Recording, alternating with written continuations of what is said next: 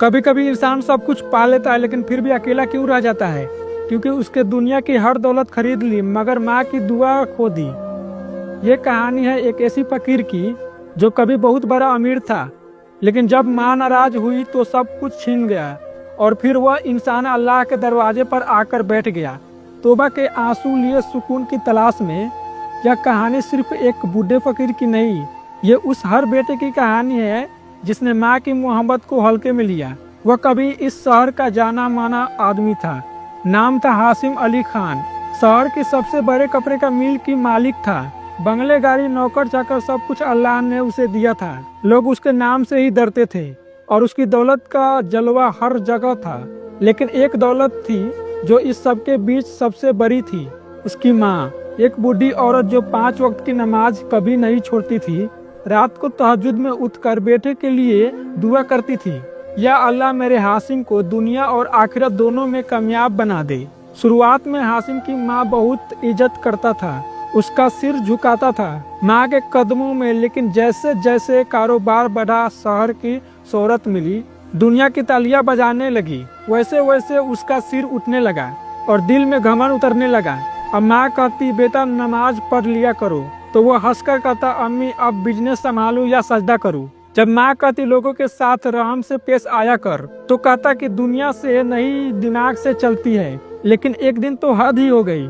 माँ ने घर में कुछ मेहमानों के सामने कहा, हाशिम ज़कात निकाल लिया करो, अल्लाह बख्शेगा। हाशिम का घमंड फूट पड़ा। बस करो अम्मी, हर वक्त तुम्हारा अल्लाह अल्लाह सुनकर सिर दुखता है।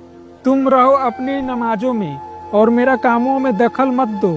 सन्नाटा छा गया और माँ की आंखों में नम थी, पर वह कुछ नहीं बोली। वह सिर्फ उठी और कहा, बेटे जिस दिन ये दौलत तेरे हाथ से जाएगी तू अल्लाह को पुकारेगा, तू अल्लाह को पुकारेगा, लेकिन मेरे दुआ तेरे साथ नहीं होगी। हाशिम ने वो बात भी हल्के में ले ली, पर कौन जानता था कि माँ की बद्दुआ उस वक्त आसमान में पहुँच गई थी। माँ की वो खामोश बद्दुआ अल्लाह के दरबार में पहुँची और फिर शुरू हुआ हाशिम अली का पतन, धीरे धीरे मगर बहुत ही दर्दनाक। जिसे फैक्ट्री के लिए उसने माँ की चुप करवाया था, वहाँ आग लग गई।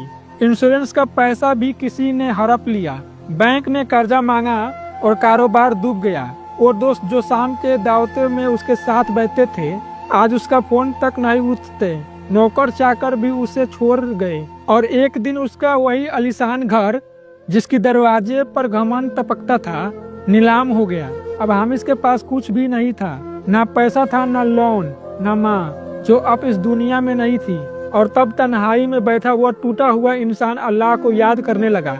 वो जिसकी जबान से कभी बिस्मिल्लाह तक नहीं निकलता था, अब कह रहा था कि या अल्लाह माफ कर दे मुझे, मेरी माँ की नाराजगी ने बर्बाद कर दिया। वह दर दर भटकने लगा, मगर अब उसके चेहरे पर कोई घमंड नहीं था, सिर्फ पछतावा था। वह सफेद कपड़े में लिपटा एक मस्जिद के बाहर बैठा था, ना बोलता, बस अल्लाह से कहता, मेरी माँ तो अब नहीं रही, मगर तू है ना, मुझे अपनी रहमत में जगा दे। कभी कभी रात के तीसरे पहर उठकर रोता, या रहमान या गफूर, मुझे मेरी गलतियों के हिसाब मत दे, मुझे अपनी माफी दे दे।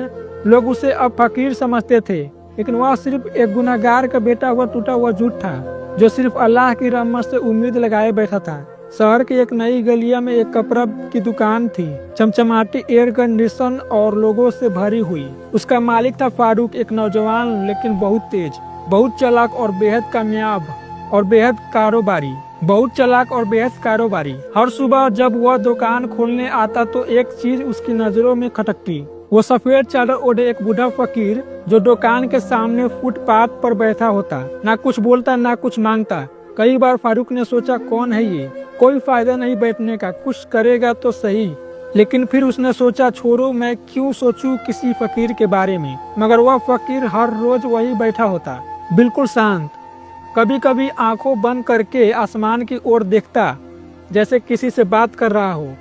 एक दिन फारूक ने खुद से कहा, कौन है ये शख्स, रोज देखता हूँ, मगर इसके चेहरे पर अजीब सी सुकून है, ऐसी सुकून जो मेरे पास नहीं है। उस दिन दुकान बंद करके वो फकीर के पास गया और बैठ गया।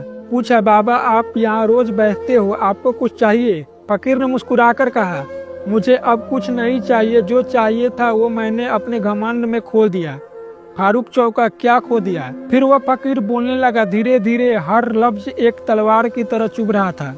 उसने बताया कैसे वह कभी बहुत बड़ा आदमी था, कैसे माँ की बातों को नजरअंदाज किया, कैसे एक दिन उसने अपनी माँ को जलील करके घर से निकाल दिया, और कैसे आज वो माँ इस दुनिया में नहीं है और वो खुद इस हालत में है। फारूक के रोंगटे खड़े हो गए।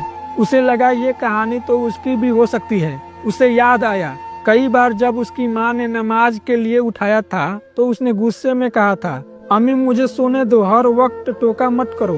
उसे याद आया जब माँ ने कहा था, बेटे अपने बीबी से अच्छा सलूक कर, तो उसने कहा था, आप अपने जमाने की बात मत लाया करो अम्मी। और अब वो कांप रहा था, उसके हाथ कांपने लगे और आंखों में आंसू बहने लगे। उसने फकीर को पैरों छूते हुए कहा, बाबा आपने मुझे जगा दिया, शायद अल्लाह ने आपको मेरे लिए भेजा है। वह दौड़ा सीधा अपने घर की ओर बढ़ा, दरवाजा खोला और माँ के सामने घुटने के बल गिर पड़ा। अम्मी मुझे माफ कर दो, मैं भूल गया था कि जन्नत तो आपके कदमों के नीचे है। उस दिन फारूक को माँ ने गले लगा लिया था। वह रोता रहा, किसी बच्चे की तरह, ना कोई घमंड ना कारोबार की बात, बस माँ के आंचल की ठंडक और सीने पर हाथ रखे हुए वो कहता रहा, अम्मी आप जिंदा है, ये मेरे सबसे बड़ा नसीब है। वो रात फारूक ने पहली बार तहज्जुद की नमाज पढ़ी और अल्लाह से दुआ मांगी, या रहमान या गफूर, तूने मुझे वक्त रखते हुए दिखा दिया, तूने मुझे वक्त रहते जगा दिया, उस फकीर के जरिए मेरे रूह को हिला दिया, अल्हम्दुलिल्लाह। अगले दिन वह 2 कप चाय लेकर फिर फकीर के पास आया, मगर वहाँ अब कोई नहीं था। फुटपाथ खाली था एकदम। किसी ने कहा वो बाबा अल्लाह के प्यारे हो गए। रात को मस्जिद के बाहर सजदे में ही दम निकल गई। फारूक वही बैठ गया और पहली बार जमीन को छूते हुए फूट फूट कर रो पड़ा। मेरे भाइयों और बहनों, तो प्यारे दोस्तों, अब आप सोचिए, अगर आज आपकी माँ नाराज हो तो आप कितने बदनसीब हैं। वो आज है तो हर गुनाह से आप बच सकते हैं, मगर कल जब वो नहीं होगी तो दुआएं भी नहीं होगी। फिर तौबा तो होगी, लेकिन दिल ऐसा ही टूट जाएगा जैसे उस फकीर को टूटा था। इससे पहले कि बहुत देर हो जाए, जाकर अपनी माँ के पैरों में गिर जाओ, कह दो अम्मी माफ कर दो, यही कह देना काफी है, और शायद उस वक्त तुम्हारी किस्मत पलट जाए। या अल्लाह, जो यह कहानी सुन रहा है, अगर उसके दिल में माँ के लिए कोई गलती है तो माफ कर दे। हमें माँ बाप की कद्र करनी होगी और हमें माँ बाप की कद्र करने की तौफीक अदा फरमा, और उनकी दुआओं से हमारी जिंदगी को रोशन कर दे। और जिनकी माँ इस दुनिया से चली गई, उन्हें जन्नतुल फिरदौस अदा फरमा, आमीन। कमेंट में जरूर लिखें।